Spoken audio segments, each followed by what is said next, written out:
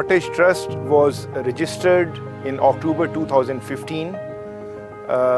The trust aims at bridging the gap between general education and skill development, and that is why we selected this acronym cottage, which stands for Cradle of Technical Training and General Education. Besides having been registered as a trust, the trust is also registered with the Finance Ministry, with the Economic Affairs Division, to facilitate remittances from abroad. The trust established its first school at Biltehqeeq in 2016, which has now reached class 6th.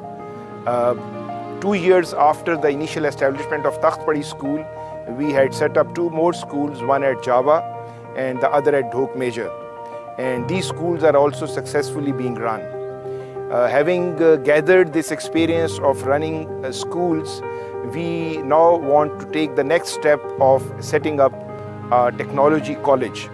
And for that, with the support of all our donors, we have acquired a land where I am standing.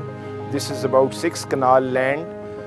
We have acquired it at a cost of 10.5 million rupees. For development of the infrastructure, we have developed an outline plan.